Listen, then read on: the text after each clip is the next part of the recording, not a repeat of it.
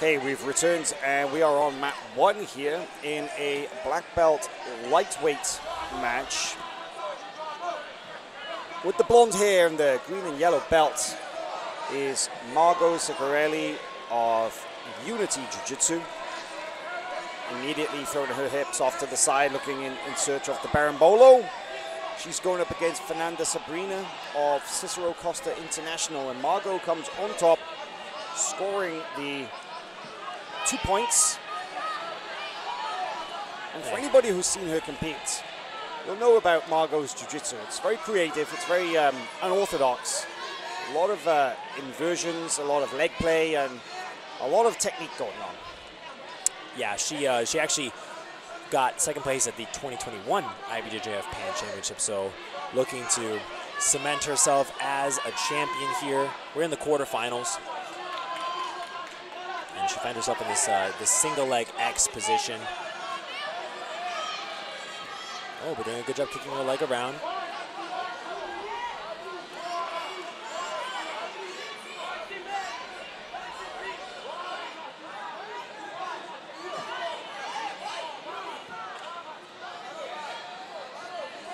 It's open guard position now. You see Ciccarelli getting her grips and looking ready to pass here.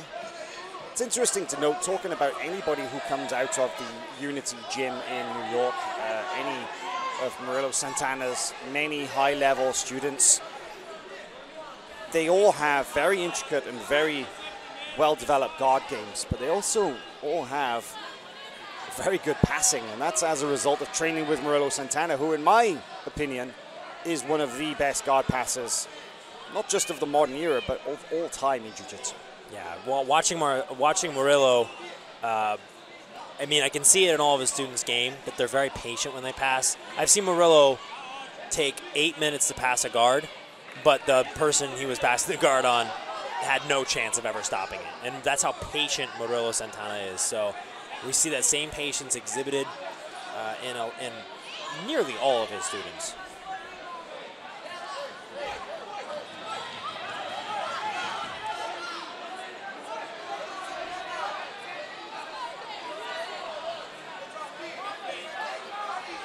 Sabrina pretty adamant to play this lapel lasso guard. Very difficult to pass. I would say if Margot could take care of the lasso side first, it's going to be the easier to deal with. When you deal with the lapel, you want to have both of your arms free. Having to deal with both of them at the same time is not going to be a fruitful endeavor. She's going to want to take care of the lasso first and then get out of that lapel guard. This is another version of the lapel guard that I feel like a lot of athletes are using nowadays, is one-arm lasso, one-arm lapel, to sort of shoehorn your competitor into having to make a choice between what to defend, and then you can just play this cat and mouse game of holding them cornered in 2 separate positions. Margot has, like you said, a very interesting thing. She's putting her foot on the bicep of Sabrina, trying to pass around to the side.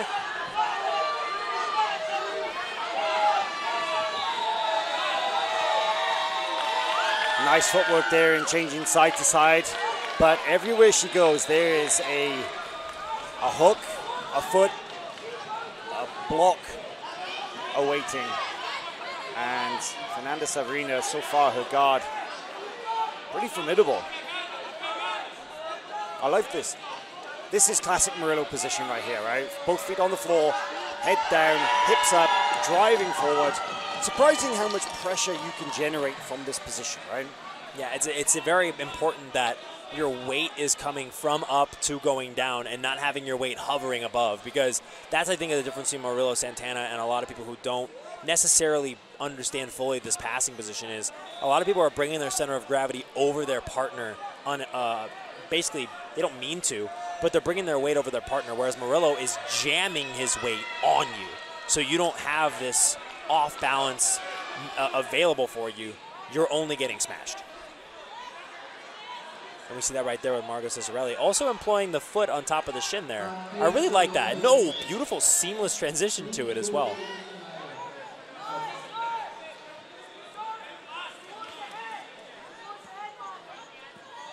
Oh, nice footwork and stepping over. Stepping over again. Always having to deal with that bottom leg, trying to catch her in like a half guard.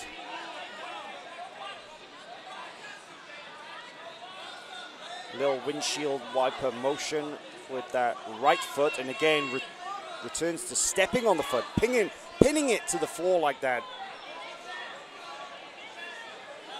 Really precision grips here, but that recovery from Fernanda Sabrina puts her back in a good position.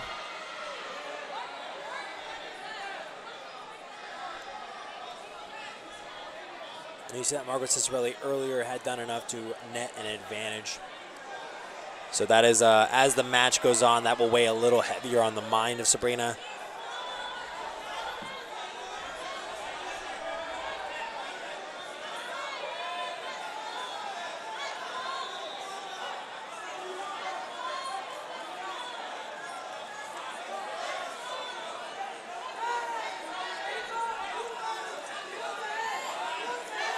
I feel like Margot Ciccarelli is taking it up a gear here, and as she does in the process, leaves a leg hanging out, and Fernanda Sabrina tries to catch it. Bad joke to get us back started.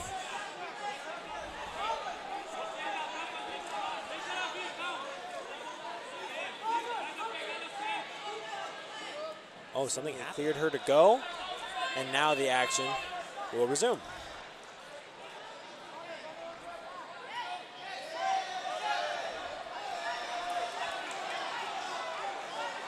And I think it's interesting to note in this match that Margot is considered very much a guard player, right? I think that anybody who's watched her compete in either the color belt or the black belt divisions would be very familiar with her skills and her technique as a guard player. But she's spent almost this entire match exclusively on top. And that's definitely different from what we know from her. Yeah, I would agree. And we get to see, and it's cool to see the different areas of people's games, especially at the highest level, you know. I love it when people break the mold of their own game, really, and they start to showcase other elements. Not that she hasn't before, but it's cool to see such effective passing on display for Margot Ciccarelli as well.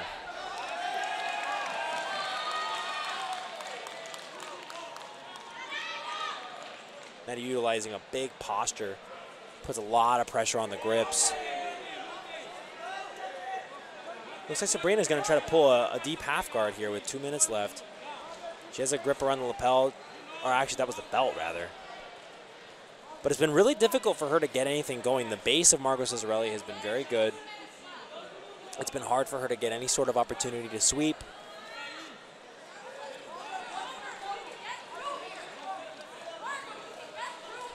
So we'll see if her game plan changes at all going into the last minute and 40 seconds of this match. Now in the single leg X position, now this is a bit more of a, I would say like a versatile sweeping position than just a regular open guard. At least she's engaged into a specific guard. And now she has a methodology by which to potentially sweep and take this match away. If she gets a sweep in the last, she'll win it. Minute and 15 seconds of the match, then she will win it. Barring Margot Ciccarelli getting that sweep point back. I'd like to see, we're going to reset for the gi. I'd like to see a little more aggression from the bottom player here, from the guard player, in actively looking to reverse the position, because she has a great guard. She's done a really effective job of preventing the pass, but you can't win a match by just defending. Absolutely, and all that to say, I mean, she is also down by an advantage, so it is incumbent upon her to sweep. She needs to make the points back, and she can't really rely on an advantage scored either, because she has been on back defending, like you say, Howell.